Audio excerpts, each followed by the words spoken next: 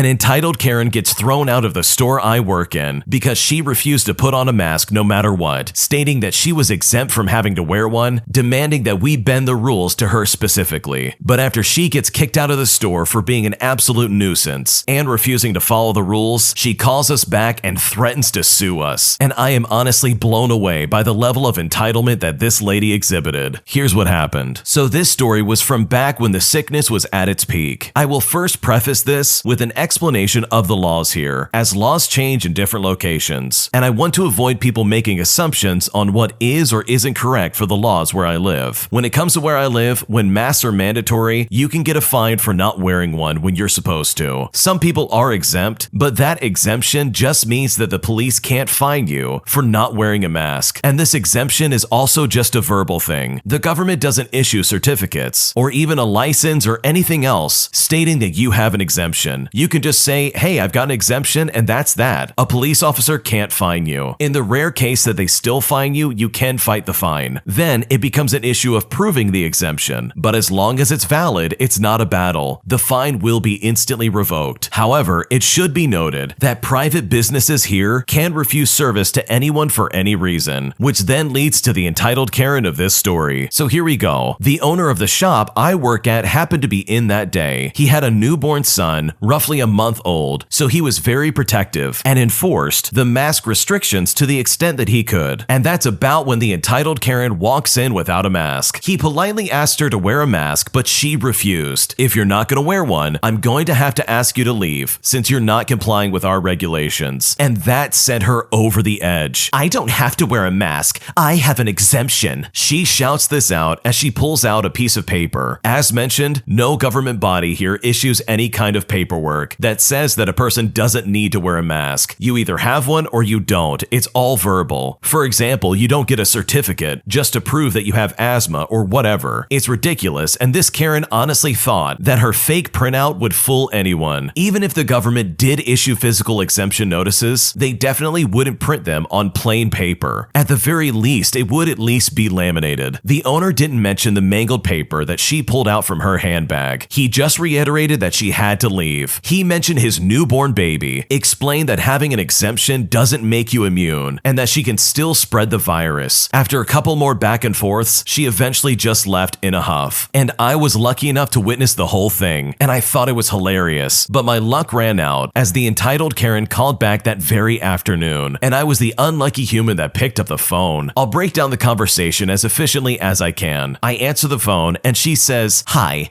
I was in today when I was rudely kicked out of the store for not wearing a mask, despite having an exemption. Unless you sell me what I came in for at a steep discount, I'm gonna sue you." I cut her off there and I said, "Let me stop you right there. I witnessed the whole thing and you have no grounds for a lawsuit. Firstly, your fake piece of paper doesn't mean anything. Secondly, as a private business, we have the right to refuse service to anyone for any reason, even if you did have an exemption. That only protects you from getting fined, and we are well within our rights to refuse your service." And before I could continue, she starts screaming about how she has a right to shop anywhere she wants, screaming for me to stop explaining what I'm saying and that she shouldn't have to wear a mask. After listening to this go on and on, I just slammed the phone into the receiver as hard as I can about 3 times. I wasn't going to get into a screaming match with this entitled Karen. I look up from my desk though, and I see the owner staring at me. I explained to him that it was the same lady from the store earlier, and he completely understood. Then at that moment, she rang back up again. We have caller ID and I recognized the number immediately. So I picked it up and said, "Are you ready to calm down?" She responded by saying, "You're extremely rude and I demand to speak with a manager." I responded by saying, "I am the manager." She was stunned in silence for a second. I then said, "You could speak to the owner if you want," to which she promptly said that she did. At that point, I realized that she had no clue that she spoke to the owner in the store that morning. So I passed the phone to him and he had a chat with her. I was hoping he would have some fun with her, but I suppose he was just more mature than I am. I won't get into what they spoke about because I only heard what he had to say, but it ended up with him saying, "I won't stop you from leaving a negative review online, but we are a small business, and that stuff really can affect us, so I really hope you could reconsider." At the end of the day though, it was all empty words on this entitled Karen's part, because she never did sue us, and in the end she never did leave that negative review, and hopefully she just never comes back ever again. What an absolute psychopath. Talk about being incredibly entitled and acting acting as if the rules don't apply to you. Like seriously, if you go into a store and they're asking you to wear a mask, then you definitely need to wear one. And this is especially important since this story happened during the peak of the pandemic. I mean, is it really that hard to put on a mask and follow the rules? Some people really are convinced that the world just revolves around them, and that's unfortunate because that level of entitlement really will get you absolutely nowhere. So hopefully this entitled Karen learned her lesson that no, she can't just demand to get whatever she wants and expect people to bend to her will, especially if she's going to be that rude and disturbing. If you like Am I the Jerk, you're probably going to love Am I the Genius. Check it out, link down below in the description. My boyfriend still lives at home with his parents at the age of 40, and I honestly don't know what to think of it, and I don't know if this is a breaking point for our relationship. So I am dating a guy who just turned 40 years old. We get along great and have been together for around a year and a half. It's kind of hit me that it feels a bit strange that he lives at home with his parents, as well as his younger brother. I'd understand if he was somebody who was looking after his parents or something like that, but the rest of his siblings are either married with kids, and I think they have their own home too, or they are in their early 20s, so I suppose it doesn't seem as bad for them to live at home. My boyfriend also can't cook. He can't use the washer, so I'm assuming his mother cooks, cleans, does his washing all for him. I know this because he'll say things like, I'm gonna see what's been made at home for dinner, and stuff like that. When getting to know him a year ago, he'd talk about living at home, but I thought maybe it was just him and his parents, and he takes care of them or something like that. Not that his brothers live there as well, and sometimes his nephews, and also that my boyfriend doesn't have any lifestyle skills, even though he has a secure job and makes enough money to not depend on anybody else. It is a bit of a turnoff, to be completely honest, of how he really is not that independent. He has also shown his immaturity as well, and this comes out when we have a debate, and he absolutely won't change his mind or even apologize if he's done something wrong, but I'm guessing it's due to his age and the fact that he's had that mentality for so long. I really am not sure that anything would make him change it. I don't know if I'm overthinking, but I feel like he is dependent on living with his parents and that he might be too afraid to live on his own or something like that. There has been times where he wouldn't want to stay at my house because he doesn't want to walk into my house the next day or go out too late that night in case they think that he's been somewhere. I mean, he is a 40-year-old man, and it's not like they don't let him out or anything like that. It just comes down to the fact that he doesn't want to do that. So I find that part very strange. Like, let's say he comes over to my place. We'd watch movies, we'd spend some time together, maybe like 1 to 2 hours, and then he would leave because he needs to get home for literally no other reason a majority of the time. Like, he just doesn't have a solid reason why he doesn't want to stay out later. I feel like he thinks he's a man's man because he works out, makes good money, but he genuinely doesn't have any skills or goals or other things to show for it. As in, he's too stuck in his ways and acts like he's somebody that doesn't need to have goals. And he does this in such an arrogant way, talking like he is better than everybody else without really saying it. Maybe I'm overreacting here, but it honestly feels very strange that he's still living at home, and I honestly don't know what to think of this situation. I definitely see where the original poster is coming from. This guy is 40 years old and he still lives with his parents, and I think the original poster has it right. It really would be different if there was some kind of extenuating circumstance surrounding around why he was still living at home, but it seems like he's very dependent on living with them to some degree, and he really just enjoys the security of having somebody at home, or maybe something along those lines. I don't know. It definitely seems like a weird situation in general. He has a stable job, and he's got the money to live on his own and basically do whatever he wants, and yet he still lives at home and seems so dependent on his parents. So it does make sense, in my opinion, that you would be worried and concerned about this aspect of his life. Also, the way he acts and how immature he can be when it comes to like debates or arguments of some kind, in my opinion, is kind of a red flag, if you will. Like, how does he not have the emotional maturity to at least admit when he's wrong or to apologize when he makes a mistake? Like, is it really that hard to say, I'm sorry and I'm gonna do better? Especially when there's something legitimate that you did that's really wrong? Either way, it really does sound like the original poster is trying to find the best fit for some kind of future spouse. And if this guy still lives at home at the age of 40 and comes off as being incredibly emotionally immature, then I think some work really needs to be done if you ever see this as an extended relationship. My mother-in-law is angry at my kids that they ate some of her groceries, and despite correcting her and putting her in her place, she decided to still be nasty with me and slam the doors and yell at my kids. And now I honestly don't know what to do. So I have 3 kids, ages 12, 8, and 4 years old. They are good, healthy children that do well in school. They also love their paternal grandma very much. much. My mother-in-law came down this month to spend the holidays with the family. She lives far away, so we don't see her often. We have a big home, so I sat her up in a nice room in the house. Shortly after she arrived, she offered me her food card. I declined several times, as my family doesn't need assistance with food. I instead thought that she should just keep it. However, she insisted and said she wanted to buy treats for the kids and that it was Christmas for all, as she puts it. Fast forward to last weekend, and I came home from work. The kids all rushed me and asked if they could have a family movie night and watch Home Alone and drink some hot chocolate. I thought it was a great idea, and so I agreed. So I told them to start making their drinks while I changed clothes. In the other room, I overheard my grandma come into the room and start scolding them. She said, "I knew you would all do this. You've really started something, you know that. I'm never gonna buy hot chocolate again." When I heard that, I was shocked. So I came out of my room and I said, "You know what? Don't worry about it. I will replace it in the morning." After I said that, she just rolled her eyes and went into her room. The next morning, I went to the grocery store before work and bought a bunch of snacks and replaced her hot chocolate that my kids had drinking. I then instructed my children to only eat what I bought and then went to work. Around lunchtime, I started getting text messages from my kids telling me that their grandma wouldn't let them eat the food. They told me that they let her know that I bought them food, but she replied by saying that no, I actually only bought it with her food card. She went further to tell them that they act like they have to eat all the time, which is really inappropriate. At this point, I called her and let her know that I did not use her food card and that if she didn't want the kids to eat what she had bought, then she should bring it into her room and also not buy them any more food. After I said that, she just straight up hung up on me. Afterwards, I started getting messages from my kids that they were scared and that their grandma was slamming doors and yelling that she is never coming back to our house again. The kids were crying at this point and scared of what their grandma would do. I had my husband call his mother, and I don't know what was said, but when I got home, she wouldn't even look at me, let alone speak to me in the first place. I honestly want her to go home. I'd even buy her the ticket. I don't trust her around my kids while I'm at work, and she is the one that chose to take this issue about food out on the children without even having spoken a word to me about it. I'm not sure if I would have even discovered it if I didn't accidentally hear her yelling at my kids. My husband wants me to just let it go, but I feel like something is very wrong with this situation. The way this mother-in-law was acting in this situation is incredibly inappropriate. If you're a guest at somebody's house, you need to abide by their rules and be on your best behavior. I don't care how old you are. It's so inappropriate to start yelling at other people's kids, especially when they are blatantly not touching your stuff. It'd be different if they were going through all of your things and causing a lot of chaos at your expense. Then, in that case, I really would understand you getting on their case and saying, "Hey, you need to cut it out and stop touching my food." But in this regard, that just wasn't what was happening. And if anything, this weird grandma was just having some kind of power trip, and thankfully the mom was there to try and put her in her place. And I'm honestly with the original poster in that situation. If you're gonna go around yelling at my kids and slamming doors, all because you're upset that I put you in your place, then I think you've gotta go. So if I was in your shoes, I would be looking at local hotels she can kick it at. That way she can enjoy as much of her food as she wants, and she won't have any excuse to try and yell at your kids. Today I messed up by hugging and kissing a girl that I only just met that night, and I later found out that that girl is actually my best friend's girlfriend, and I had no idea. And now everyone is furious with me, and I honestly don't know what to do. So to start things off, I'm from Argentina, and yesterday my country won the World Cup, and there were obviously lots of celebrations. At night, I went to a small party with some friends. One of my friends invited his new girlfriend and her friends, and I didn't know any of them. When the girls arrived, I saw my friend start a conversation with one of them, and I didn't see him with any of the others, so I assumed that was his girlfriend. The night developed and we got to play beer pong. We were having lots of fun and I got a little drunk, but nothing out of the ordinary. On my side of the table, I was playing alongside two of the girls, none of which were the one I thought was my friend's girlfriend. It felt to me like we all got confident with one another while we were playing. One of the girls stood right next to me shoulder to shoulder, and both of us were making jokes and snarky remarks to one another, and I really thought she was into me. At least that is what I felt at the moment. I guess I must have really gotten confused. Meanwhile, my friend, the one with the girlfriend, tried to get to play on our team, but the girls and I didn't let him play at first and made some jokes just to try and annoy him. But in the end, we let him play. He got in between me and the girl, and I didn't think too much about it. The game went on until the opposing team had only one glass left. The girl I I thought was into me scored the game-winning ball. And this is where the really stupid part comes in, and this is exactly where I messed up. In celebration, I hugged her and kissed her on the cheek. I had just met this girl, and as I'm writing this, I can't stop thinking how on earth I could have been so out of place. That's not like me at all. It would be easy to blame the alcohol, but I wasn't so drunk. All I can say is that I'm a complete idiot. Luckily, the girl didn't take it badly. I guess she must have thought it was weird, but didn't really say anything about it. At the time, I just didn't pay much attention to the whole thing, and I honestly just forgot about it. After that, we chatted and played some other dumb party games, but nothing else of note really happened. I got back home kind of early, and my best friend gave me a ride home. He is not the friend with a girlfriend, mind you. On the ride back, he told me I should be more careful, and that the girl I kissed was my friend's girlfriend. Apparently, he had told the guys he was mad at me for how I behaved. His anger is totally justified, of course. I immediately texted him and told him that I got confused, and I didn't know that she was his girlfriend. He texted back later and told me that he wasn't going to forgive me. Then he blocked me on every social media that we have. Today, I got word from my best friend that everyone is still mad with me. These guys were my only friends. I only chose to go to this party because I felt like I was drifting away from them, and I didn't want that to happen. Instead, I made everyone mad by kissing my friend's girlfriend. I messed up by getting all my friends angry with me, and I honestly don't know how I'm gonna recover from this one. This situation really sucks. You were clearly under the influence and you made a terrible decision. You thought the girl standing next to you was just some single lady that didn't have any kind of boyfriend to account for. And unfortunately, you made the bad decision of kissing her on the cheek after she won the game-winning ball in beer pong, mind you. Like, even at its best, that's really not the time to start kissing people on the cheek, especially when you really don't know them in the first place. I think I could win the lottery and I still wouldn't start kissing people on the cheek. So I think that's just a bit of an overreaction, to be completely honest. But it's not an overreaction for the boyfriend to be upset about you. The best thing you really can do is just wait for the dust to settle. They are clearly upset about this in the moment, obviously, but I think if you just give it time, maybe things can settle down and you can have some kind of friendship once again. It's also a little strange that your best friend didn't introduce you to his girlfriend. Like, don't you think that would be important for him to do? But either way, hopefully this all works out for you, because this honestly seems like an innocent mistake, and hopefully this doesn't completely ruin your friendships, since it sounds like you guys go really far back. Today I messed up by not knowing that deleting a dating app does not delete your profile, and now I'm in trouble with a girl I just started dating who thinks I'm still shopping around while we are still getting to know each other. Here's what happened. So I lucked out, and I met a smoking hot, super cool heavy metal girl with gorgeous tattoos through a dating app. She is totally my thing, but I was always intimidated by women like that. She is kind of out of my league, especially since I have a kid from a previous marriage. However, my text message game has been strong, even if my in real life game is quite weak. And this is especially after being married for almost 13 years. I've got a pretty good face, and she thinks I'm awkward but still kind of cute. So we meet once for what the young people call a vibe check, and I think, well, that's that. She's probably gonna ghost me now. My ego is trashed after my divorce, despite it being a year ago and one rebound later, so I have no confidence left inside me. However, the flesh and spirit are still willing in the face of failure, so I still have my apps up, and I fiddle with my dating profile a bit over the next day, thinking maybe I'll do better with the next woman that I date. However, out of the blue, she says that the vibes are good, and then in utter surprise, she says that she wants to hang out with me a lot more. I'm basically like, absolutely. And so as a result, I deleted these applications before our second meeting, thinking that it might be handy to not have these dating apps on my phone. It might be premature, sure, but I was enthusiastic. Fast forward a bit, and after a few weeks, she says she deleted her apps and disabled her profiles. And I say, I did the same, I deleted them. So, at a friend's work Christmas party, people keep asking what I look like and what I do. Now, we are friends on Facebook, but those pictures are heavily curated to show me with my daughter, or me in a well-dressed and buttoned-down scenario. I guess she wanted the spicier photos with good angles, not me giving swim instructions to a 4-year-old. So she re-downloads the dating app and re-enables her profile, assuming my stuff is still in her messages. And then boom, not only is my profile still on there, but I had updated the pictures just after our first meeting. Also, mind you, it's about 3 in the morning, and she's had one too many, and that's about when my phone goes off. I wake up to her saying, "So, you updated your profile profile after we met and after you said it was deleted? Whatever, dude. I guess it's okay. And at this point, I'm just confused. I immediately Googled why my dating app profile is still there, even after I deleted it. And yeah, you guessed it. This is a massive fail on my end. And I very quickly found out that just because I deleted the application, it didn't mean that I had taken down my profile. And this wasn't just the dating app that I met this girl on. Literally all the dating apps that I had been on were all still up. So now I'm sitting here sleepless, having done as much damage control as possible with a girl of my dreams who thinks I'm a serial dater at worst or a straight up lurker at best. I'm pretty sure she probably blasted me to her friends, which I was hoping to meet very soon. So yeah, I messed up pretty bad, and I think I screwed this one up beyond repair. Yeah, that definitely really sucks. You finally get with a woman that you're absolutely in love with and that you really connect with in some kind of way, only for her to get the wrong impression from you pretty much from the get-go. And that really sucks because you finally met someone that you really do like, and it's all probably gonna go up in smoke right before your eyes. So I think maybe explaining to her what happened and saying, hey, it's not what you think. This is all a misunderstanding and this is why this is still up. Something to that extent might be able to save this situation, but I gotta be honest, it's not looking good. And you're right, she most definitely blasted you to all of her friends. And there's a good chance that she probably is making fun of you behind your back. So hopefully she'll understand where you're coming from. But honestly, if she doesn't understand where you're coming from, then this is probably someone you didn't really want to date in the first place. So hopefully overall this all works out. Thanks for watching. When you subscribe, make sure to hit the bell to turn on notifications so you never miss a video. To finish listening to all the stories, use the playlist at the top of the description. And if you like Am I the Jerk, you're probably going to love Am I the Genius. Check it out in the description below and subscribe.